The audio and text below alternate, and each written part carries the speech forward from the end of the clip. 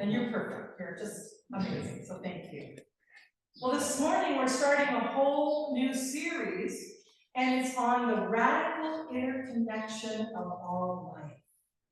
So you're probably wondering, where did I come up with this title? I discovered something. The Science of Mind Home Office is now producing an entire series of talk bases for every week of the year. And it's there for the ministers to use should they choose. What a great resource. So I went and looked at it, and this is actually February. I love it so much.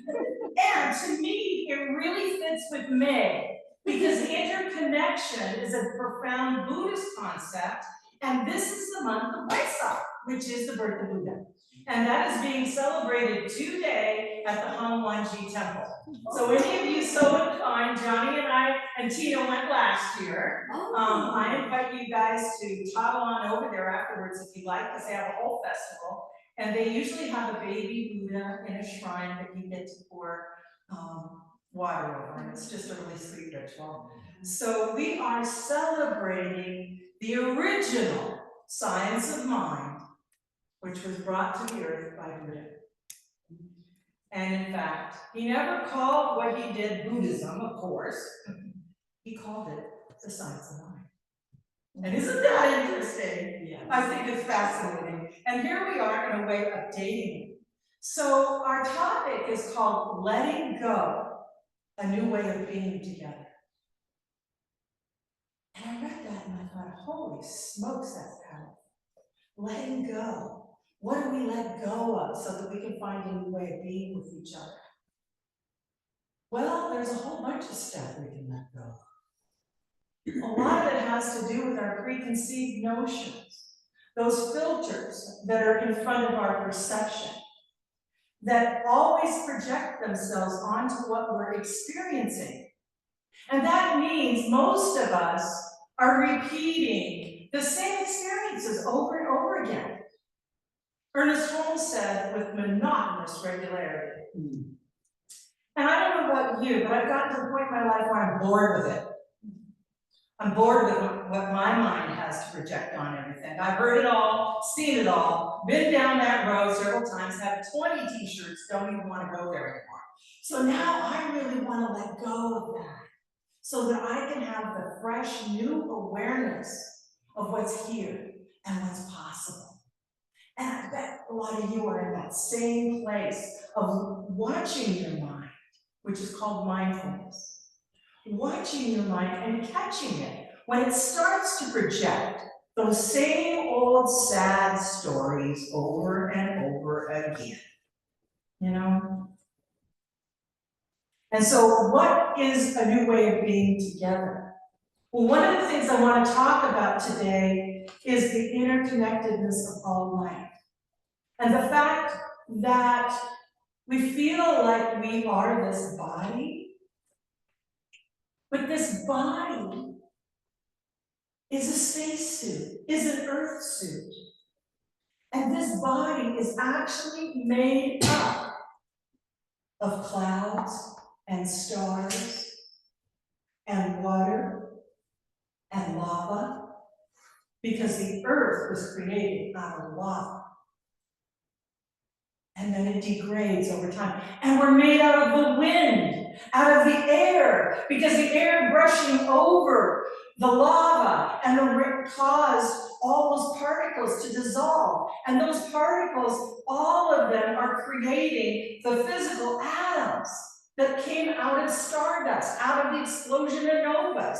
And that is what is making the atoms that we just recycle and share with each other. And you're sharing with the chair you're sitting on, and the clothes you're wearing. And these physical boundaries are really an illusion. So even at the physical level, we are one. We are frequencies of sound and vibrations of light. We are this energetic signature that has collected around it all this matter, just the way the earth has collected around epicenter, all the swirling dust from the explosion of stars that have made it solid and created the forces and the energy within us. You could say that our bodies are similar to that in a way. And I was trying to think, what is a spiritual practice that you could start today that would assist you on staying clear about this, staying aware of this, so that you can practice this awareness? And I was thinking about a couple of things that happened to me. And I don't know about you, but do you ever wake up in the morning in a good mood? We all know about the bad moods, forget about those, I don't know too much.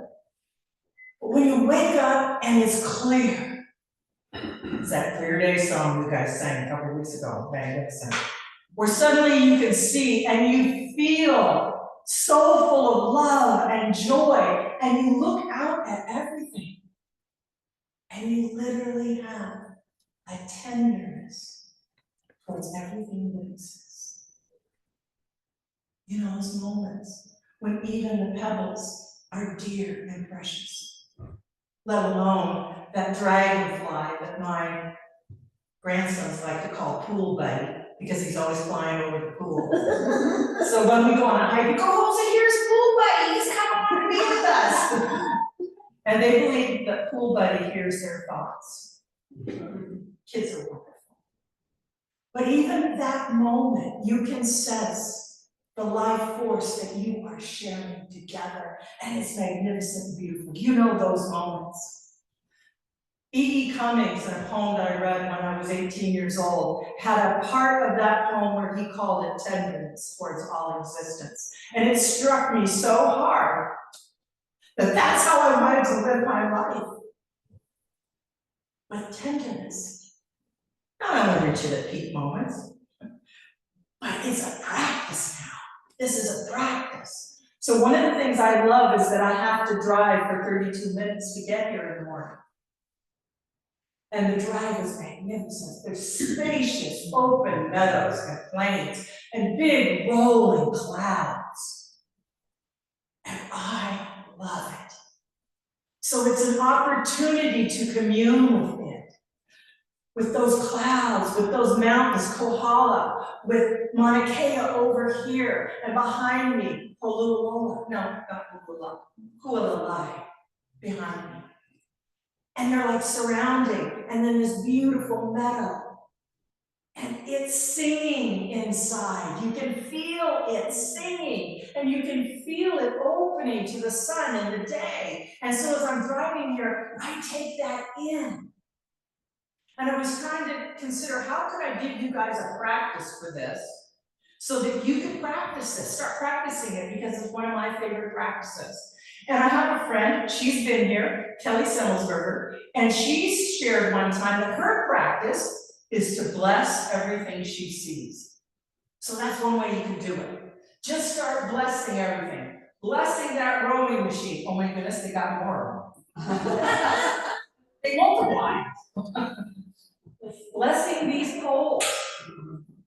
They're made out of metal. And what is metal? It's an ore that's produced by the lava. It's alive.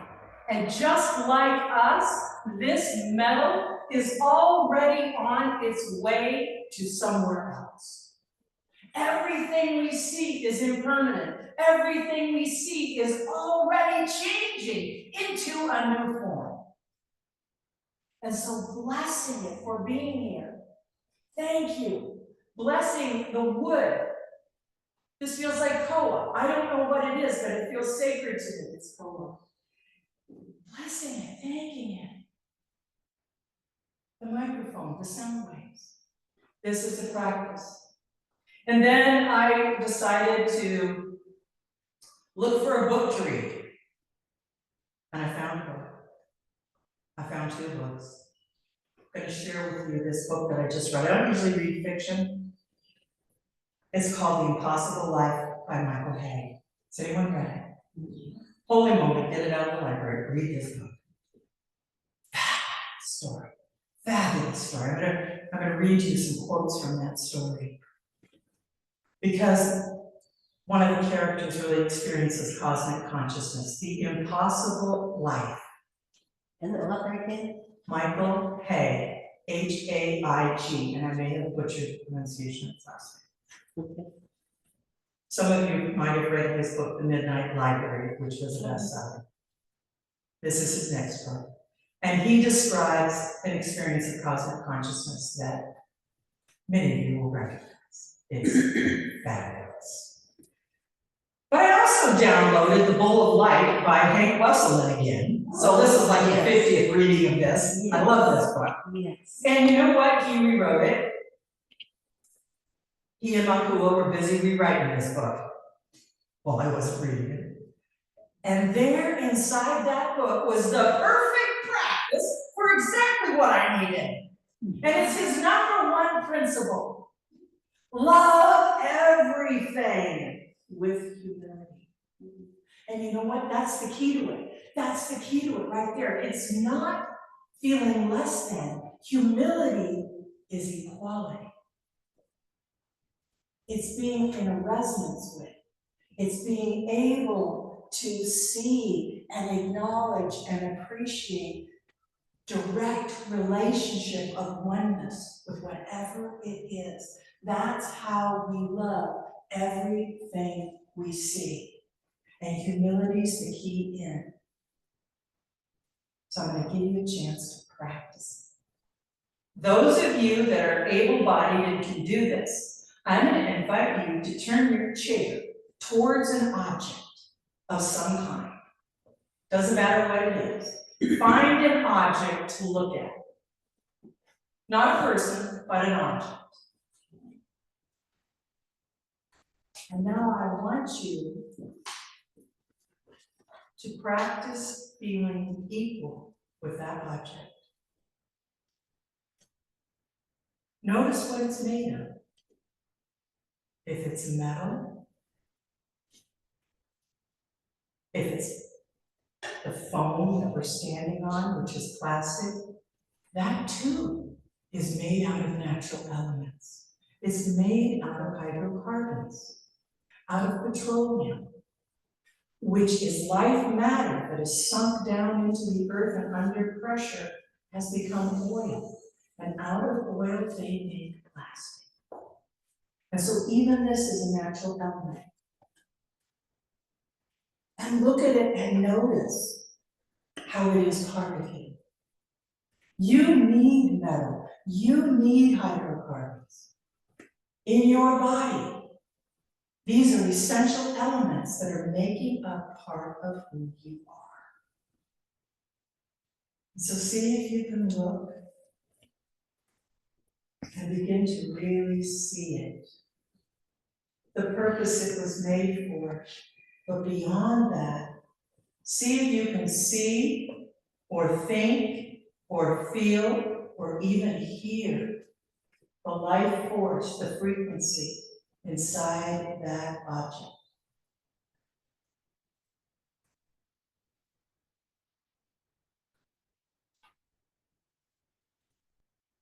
And thank it. It's thanking life for being life.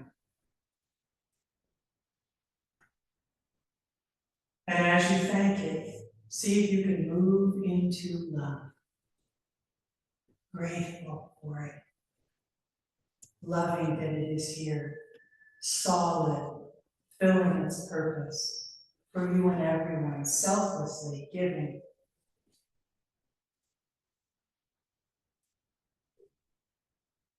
And in this equality now, turn your attention to your body.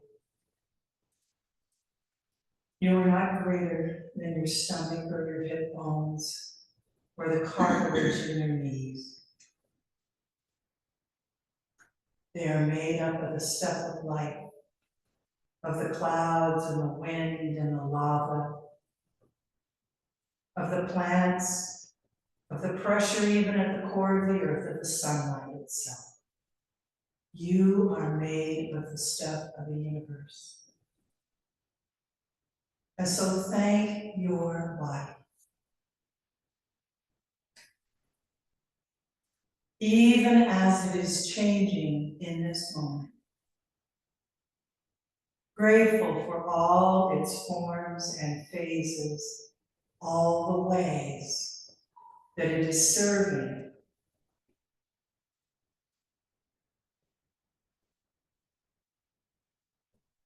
And now allow your attention to dissolve slightly. And imagine that your molecules are becoming atoms.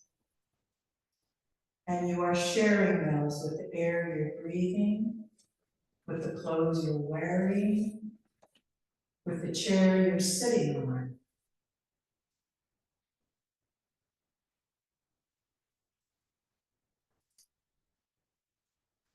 With your inhale, see yourself taking in the molecules and atoms around you. And give thanks for them. Give thanks for this miracle of life. And with your exhale, you are releasing through the respiration of every cell of your body back into life, your personal signature.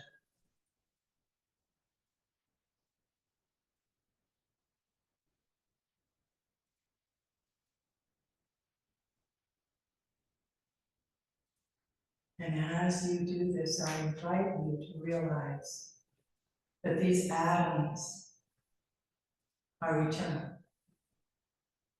And they already hold the signature of the entire past. Every star that's ever been born in the Milky Way. Every life form that has ever existed, from the smallest amoeba, bacteria, to the dinosaurs, to every human being, to Jesus and Buddha, and every great soul who has come to declare this truth. We are indeed a speck, a dot, swirling in the sunbeam. So I invite you to open your eyes, bringing that awareness and that consciousness back into the room as you listen to this reading. It's a story about a woman named Grace, and she's exactly my age, she's 72. And she's given up on life, and she's in a pretty depressed state when the book starts. But somebody she met long ago and actually did a good deed for, accidentally, not even really truly meaning to, but she did it, left her a home in Ibiza, which is this amazing island in Spain. How many of you think? My last international retreat I led to Ibiza because of Cslwh. Cslwh is one of the power centers of the planet and is a very mysterious and amazing place. It's a rock out in the ocean. Well, anyway, Grace goes there and she meets a whole collection of strange characters and has all kinds of adventures. And one of the characters she meets that she has one of the hardest times with because she finds him so disgusting is named Alberto. And Alberto is a crazy mystic. He's kind of like the chickens outside. He runs a little wild, he barely wears clothes, he's got a pair of old dirty cutoffs on, and that's about it. And his belly hangs out, and he's all hairy, kind of gross looking. And who knows the last time Alberto bathed, to be honest. But Grace and Alberto become friends because he is her teacher. And so Grace and Alberto, at the end of the story, Alberto is dying of pancreatic cancer. And Grace, by the way, in her former life was a mathematician, and she taught math at high school most of her life. And so they're sitting and having a conversation on the beach in Ibiza, overlooking the ocean and Cslwh, this amazing rock that's out in the ocean. And here's the quote. We sat in silence as Alberto gazed at the sky above the water and Cslwh, and he said, It looks like a miracle. Every day, Ibiza has sunsets like this, and I have taken them for granted. Does that make any sense? It did make sense. And so I said, Galileo called mathematics the language of the book of nature. And we are trapped inside that book. We are words in that language. And it's so hard to read and absorb and appreciate what we are inside, what we are familiar with. Just as you said, this is earlier in the book, Alberto said, there are patterns everywhere. Alberto responds, patterns? Yes, you sound like me. I suppose that is a pattern. I contemplated this. Now, the book is written in the first person, this is Grace. I contemplated this. The recurring mathematics of the natural world, the Fibonacci spiral, found in whirlpools and pine cones, and created by humpback whales in Antarctica to capture their prey. Our blood vessels are patterned like forked lightning, and the twisting branches of trees, and the web of blood and vessels in our own bodies. The fabric of the cosmos is woven with fractals, and so are we. We are not alone in the universe, and we are not alone on earth. We are connected, not just to each other, and not just to primates, but to everything. To a goat, to a lobster, to the seeds of a dandelion. Alberto, you said you felt you are in a pattern, a sequence, and you are. But it is vast and magnificent, this sequence. It connects you to every single thing in the universe. And one day, it will surprise you in its expanse. I looked up. The sky looks so still. Even though it's going to be night soon, Alberto tutted at me. Don't think about the night, not just yet. And I looked at the red sky, and I felt its wonder so powerfully, like it was dangerous just to inhale, because I might dissolve in the universe. Yes, I agree, a miracle. So now the author turns and addresses us directly. I want you to understand these moments, because we each have these moments. They are all around us on this familiar alien planet of ours. In every raindrop and scattered particle of life, life sings and blazes, even when we are numb to it, when we hide from it, when it is too loud and painful to experience, when we aren't equipped to feel it, it is still there, waiting to be cherished and protected, ready to give us at least one more blast of beauty before the night. So I want to leave that with you. We are all connected to everything more profoundly than we know. And if we make a spiritual practice of loving everything with humility, then we can truly let go of who we thought we were, what we thought we needed to be, how we thought things should happen. And we can find a new way of being together in this ever-expanding dance of the universe. Thank you.